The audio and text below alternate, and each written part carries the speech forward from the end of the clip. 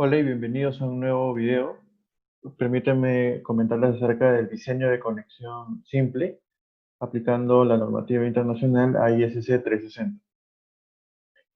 Un poco de definición. Las conexiones nos permiten enlazar diferentes elementos, columnas, vigas, etcétera, y que son capaces de transferir adecuadamente esfuerzos internos entre esos elementos conectados. Las conexiones tienen una gran importancia ya que su falla puede ocasionar una inestabilidad parcial o total de la estructura. En este caso particular, hablando de conexiones simples, una conexión simple es aquella que prácticamente transmite un momento de magnitud despreciable. En el análisis estructural vamos a suponer que esas conexiones permiten una rotación relativa entre los elementos que lo conectan. Acá podemos apreciar justamente esa rotación relativa, ¿no? La viga está rotando un cierto ángulo, mientras que la columna permanece recta. Es también conocido conexión simple como conexión por corte, ya que no suele transmitir momentos. Habíamos hablado en otro video acerca de la clasificación de las conexiones en función a su rigidez. Habíamos hablado que había una conexión simple, había una conexión parcialmente restringida y una conexión completamente restringida. Esta vez vamos a hablar acerca de esta conexión, una conexión simple. La conexión tiene una rigidez equivalente a 2 veces EIL del elemento que está conectado. Algunas consideraciones para este tipo de conexión, para el Share Connection. Es en primer lugar, o como primer paso, calcular la resistencia a corte de cada perno. Y la resistencia a corte de cada perno se va a determinar, como lo hacemos en resistencia a materiales, por el esfuerzo de corte multiplicado por el área. En este caso, el área de corte sería el área del perno. Este esfuerzo de corte o resistencia de corte va a estar asociado obviamente, a la calidad del perno y si es que el plano de corte está incluido o excluido en la rosca. En un caso particular podemos ver que, por ejemplo, para un perno A325 tenemos de 3800 cuando el plano de corte está incluido y 4780 kilogramos centímetro cuadrado cuando el plano de corte no está en la rosca. Como segundo paso para estas consideraciones de diseño, serían los espaciamientos, tanto distancias a borde como separación entre los pernos. Y obviamente eso está estipulado en las tablas de la ISC como distancias a borde en función al, al diámetro del perno. Y la separación entre cada uno de esos pernos es 3 veces D, que vendría a ser el diámetro del perno. Con esas separaciones y distancias a borde vamos a calcular dos tipos de fallas, que el primero de ellos es la falla por desgarro. Estas distancias pueden limitar a mi conexión ya que puede ocurrir una falla por desgarro. ¿Cómo calcular la resistencia de esta falla por desgarro? Lo vamos a calcular en función obviamente, a esa longitud crítica y multiplicado por un esfuerzo último. En este caso, este esfuerzo es el esfuerzo del material, en este caso, perdón, de las partes conectadas. En el caso de aplastamiento, vamos a ver que el área que está siendo afectada justamente es la proyección del diámetro del perno, por lo tanto, su expresión de cálculo va a ser igual, o va a tener en consideración, perdón, ese área de contacto, ¿no? Así que sería D, el diámetro del perno, por el espesor del elemento o la parte conectada. Cada uno de los pernos va a tener una resistencia y puede ser, en el caso del elemento externo, el perno externo más crítico por desgarro y en el elemento interno más crítico por aplastamiento. Para cada perno, ¿cuál sería su resistencia crítica? En este caso puede ser la resistencia por corte, puede ser la resistencia por aplastamiento o puede ser una resistencia por desgarro. Y de manera general se tendría que calcular para el elemento conectado más delgado. Hallando para cada perno cuál es la resistencia que está gobernando, que sería la mínima, se procedería a la sumatoria de cada uno de esos componentes o cada uno de esos pernos para evaluar la resistencia total de todo este sistema, considerando las fallas inducidas por las posiciones de los pernos. Como paso 3, habría que considerar las fallas en las partes conectadas. Y para hallar las fallas en las partes conectadas, habría que analizar la afluencia por cortante, con esta expresión, rotura por cortante, analizando el espesor y las distancias que han sido dispuestas en esta conexión y el conocido falla por bloque cortante, en donde se tiene que emplear esta expresión y se tiene que cumplir esta desigualdad. Por lo tanto, la resistencia que va a ser dada por las partes conectadas va a ser como el menor de cada uno de estos tipos de fallas. Veamos ahora un ejemplo en la aplicación de los puntos vistos anteriormente. En este caso es una conexión. Vean que es una conexión por corte, las alas no están conectadas. Vamos a denominar como LE sub B para la distancia desde el centro del agujero hacia el extremo, LE sub H como la distancia horizontal desde el centro del agujero al borde de la plancha, es una viga W18 por 50, está igualmente espaciado, ¿no? Con magnitud de espaciamiento denominado S.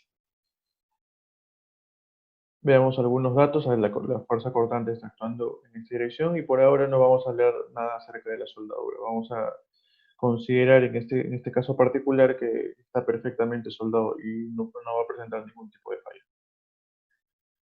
Veamos algunos datos, que es el dato de la viga. Necesito eh, algunas características geométricas, también del perno, en este caso son A490, cuyo plano de corte va a estar incluido, ya que se trata de espesores pequeños. La característica que corresponde a este A490, que sería su esfuerzo rotura, sería 150 kSI, y obviamente las resistencias a tracción y a cortante en función a su condición del perno. El diámetro que se ha optado, el diámetro de prueba, es de 3/4. Se está disponiendo de 3 pernos y acá están las distancias que les estaba comentando anteriormente, ¿no? Que es la longitud horizontal, la longitud vertical y el espaciamiento de esos pernos. Recuerden que estamos proponiendo que sean 3 pernos. La carga actuante es de 52 kips, estamos trabajando en unidades inglesas, y el diámetro de la perforación es un 16avo mayor al diámetro del perno. Entonces, el primer paso sería calcular la resistencia a corte de cada perno, ¿sí?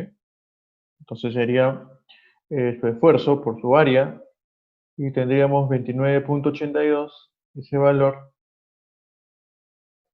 habría que multiplicarlo por 3 y por 0.75 y verificar que efectivamente es 52 kilos, ¿no? Rápidamente sería 30 por 390 y por multiplicarlo por 0.75 nos sale alrededor de 67, 68 aproximadamente, que obviamente es mayor que la carga actuante. Por lo tanto, los pernos propuestos cumplirían satisfactoriamente.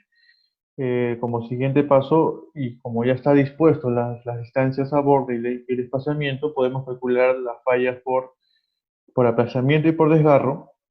En este caso particular, vamos a hacer vamos a simplificar los cálculos diciendo que esta cartela tiene un espesor de 8 milímetros, su equivalente en pulgadas sería 0.315 y es menor al espesor del alma. Por lo tanto, todos los cálculos se van a concentrar a verificar esta cartela al ser el elemento más delgado.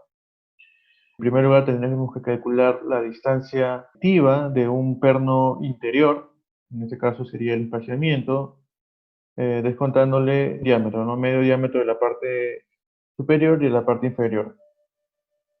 Y, la longitud crítica del perno exterior, en este caso sería justamente esa longitud vertical menos medio diámetro.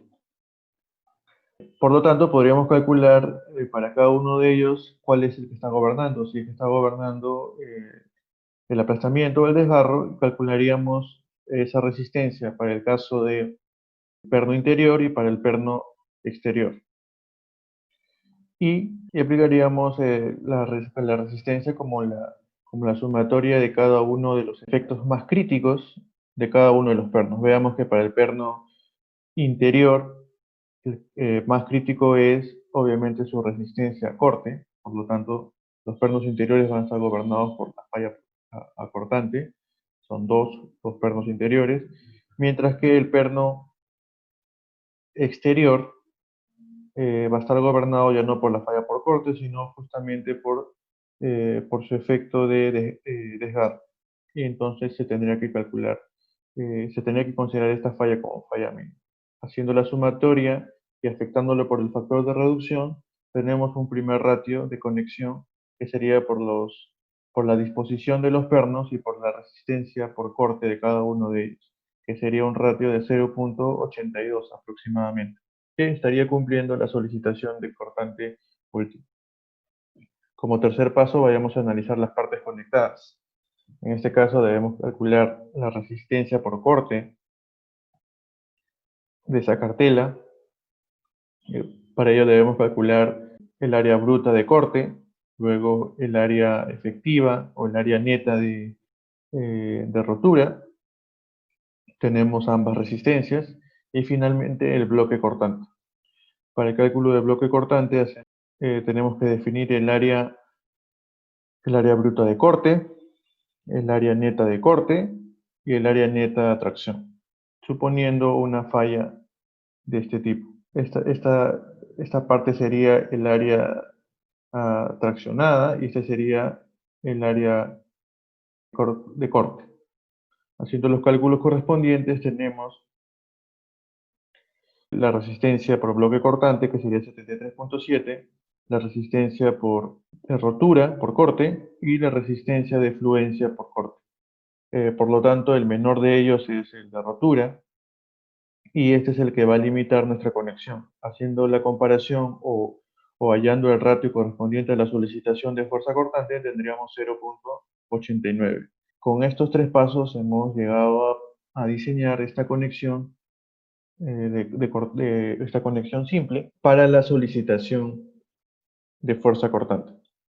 Vemos que el ratio no es un ratio holgado, sino es alrededor de 0,80, 0,88 y podríamos afinar en todo caso la disposición de estos pernos para tener ratios menores y que sean coherentes con el ratio de mi elemento. Espero que les sirva este video y que lo apliquen en sus cálculos. Gracias.